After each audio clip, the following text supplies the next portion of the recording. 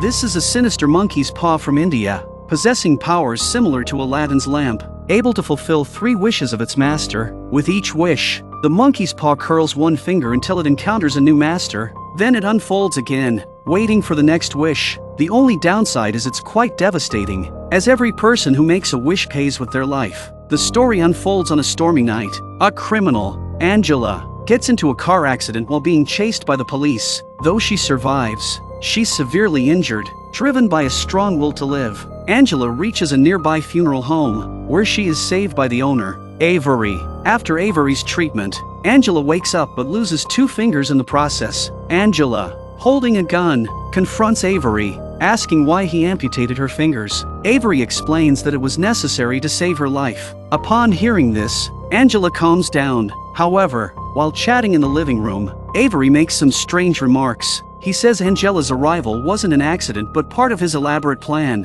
and he has a gift for her. Avery then takes out a box from a drawer and places it in front of Angela. Inside the box is a withered monkey's paw. The monkey's paw was smuggled from Mumbai by a deceased client of Avery. Legend has it that an Indian ascetic cast a spell on the paw, giving it the power to grant 3 wishes to its master. Angela, naturally, doesn't believe such an outrageous story. It might fool a child, but not her. However, Avery admits he was skeptical too, until his wife, Marjorie, made 2 minor wishes that both came true. His wife found lost items. Angela remains skeptical, thinking it could be a coincidence. Avery knows it's hard to believe without seeing it for oneself. So, he shares the 3rd wish Marjorie made, which made him fully believe in the monkey's paw's power. After Marjorie made those 2 wishes, their funeral home business started to struggle, nearly going bankrupt. Even the usually busy winter season was bleak. Facing impending bankruptcy, Marjorie turned to the monkey's paw and made her final wish. Money. Send all the money we need. A week later, Marjorie's wish came true. Avery received a significant amount of money, but Marjorie paid with her life. She accidentally fell from a Christmas tree and died instantly. The money turned out to be her death compensation, but Angela, a believer in science, still didn't believe it. What happens next, however, shows Avery the true power of the monkey's paw. Since Marjorie's death, the lonely Avery has been living in agony. No amount of money could replace his beloved. Thinking of the wish-granting monkey's paw, Avery has a bold idea. With a let's give it a try attitude, he took up the already unfurled monkey's paw and became its new master. He then made a wish to bring his wife back to life. As soon as he makes the wish, the lights flicker, and Avery thinks he hears his wife's voice. He quickly puts down the paw and goes to check. 1 finger has curled, indicating the wish is granted. But when Avery opens the door, he doesn't see Marjorie and gets no response to his calls. Every night thereafter, Avery prays for a miracle, but none occurs. Weeks later, a coffin suddenly shuts behind him,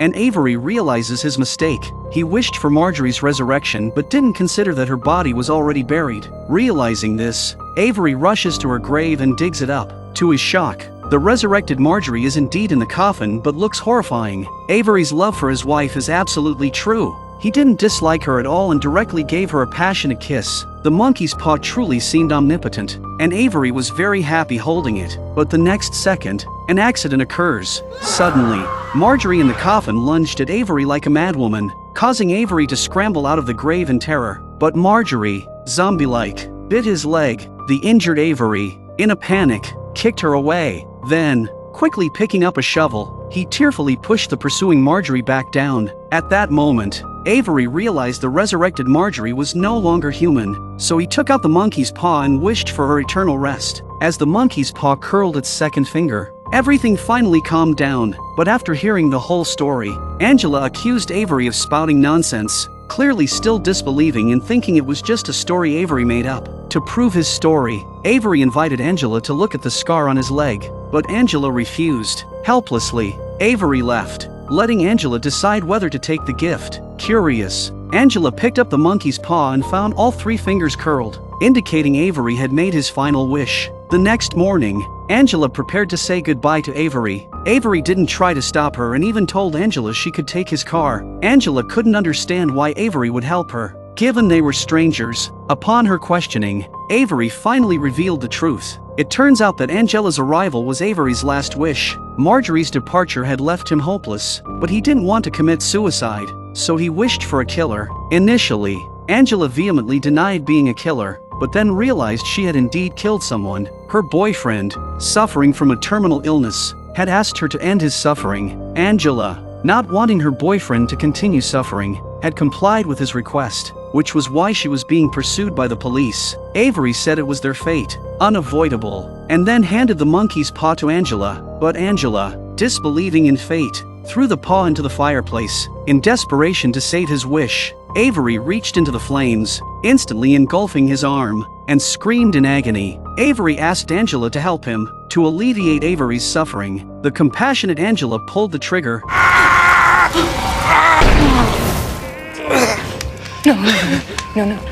No.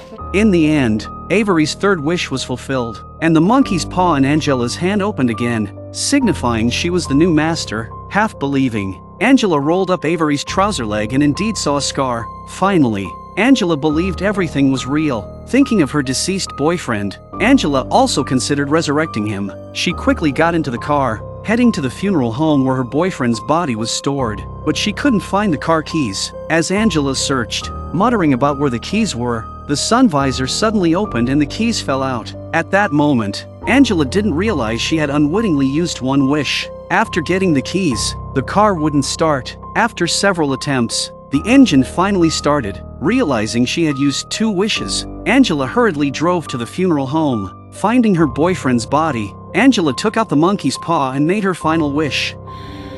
Get up. But seconds later, with no response from her boyfriend, an angry Angela threw the paw to the ground. Just then, the lights in the morgue went out. When the lights came back on, all the bodies had turned into zombies. Before Angela could react, her boyfriend suddenly rose and bit her. As blood dripped down, the last finger of the monkey's paw slowly curled. Angela's third wish was fulfilled, but it cost her life.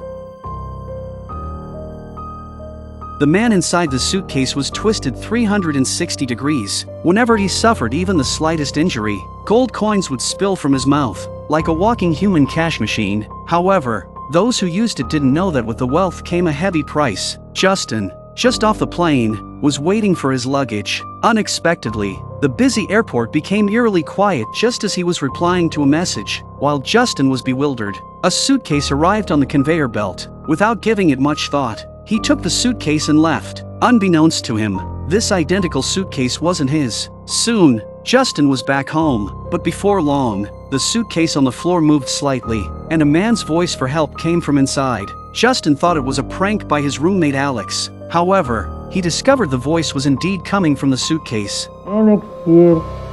Cautiously, Justin approached and unzipped it. As the voice urged, he quickly opened the suitcase. What he saw next startled him. Inside was a living person, his body twisted and crammed to fit the suitcase. It was unbelievable that the man was still alive. So I may speak clearly? Justin, wary of the baseball bat, turned the man's head as he requested and asked him what was going on, but the man just said he had offended the wrong person and didn't say anything else. Justin wanted to take him to the hospital, but the man refused, claiming it would be futile. He asked Justin to try and get him out instead. Despite his fear, Justin, seeing the man's agony, agreed to help. But then something bizarre happened. As Justin applied a bit of force, the man couldn't bear the pain, and a gold coin came out of his mouth. Holding the coin, Justin was dumbfounded, hardly believing it was real. Yet, the man confirmed it was indeed a real gold coin, produced whenever his body was hurt. He assured Justin that all the coins produced while trying to get him out of the suitcase would belong to him. However, looking at the coin in his hand, Justin hesitated. He didn't free the man but zipped up the suitcase and stored it in his bedroom. Lying in bed, Justin was deep in thought. The next morning, to verify the authenticity of the coin, Justin immediately went to a pawn shop. The owner confirmed the coin was made of pure gold and offered to buy it for $275, stating he would buy as many coins as Justin could bring. After getting the money,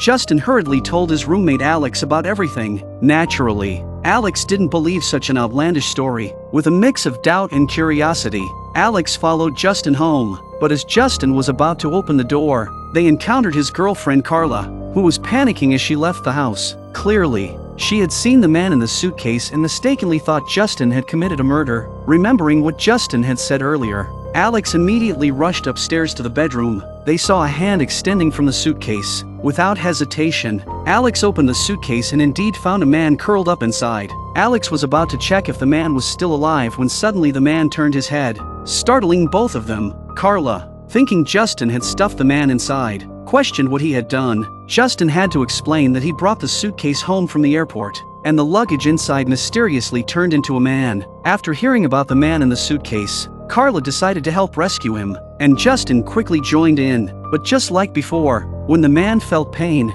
he spit out gold coins. As they continued their efforts, more coins came out of the man's mouth. Alex saw the scene and finally believed Justin's words. He picked up the gold coins on the ground and looked at them, then called Justin and Carla to the side. Carla wondered how the man ended up like this, but Alex doesn't care anymore. He cares more about the gold coins coming out of the man's mouth. By causing the man a bit of pain, they could have endless money. Carla worried about the man's safety. Justin felt this situation was too bizarre and might bring misfortune, but as they were talking, Alex had already zipped up the suitcase and kicked it down the stairs, causing the man to spit out a large amount of gold coins at once. Seeing so many coins, Carla and Justin were tempted. They agreed to keep the suitcase for 48 hours and then let the man go. In the following hours, to get more coins, they tortured the man in various ways, plucking teeth with pliers, kicking him with high heels, and even using a high-voltage machine for efficiency. Soon, cups and basins were filled with gold coins.